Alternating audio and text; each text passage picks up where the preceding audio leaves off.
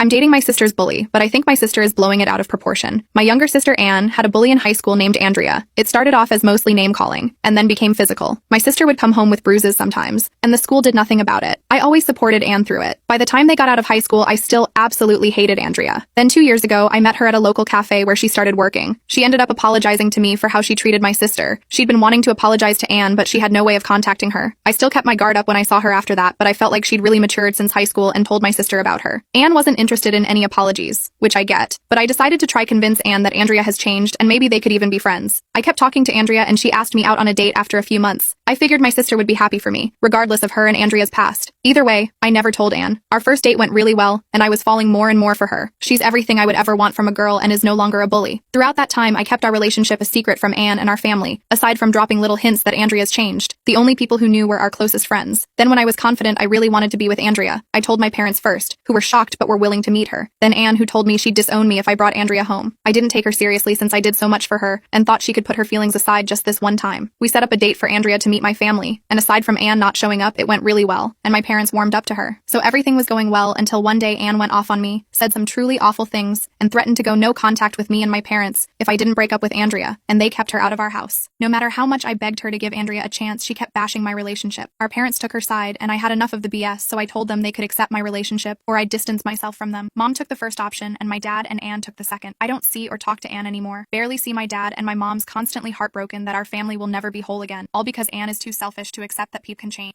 Anna, I really don't need her. I have Andrea.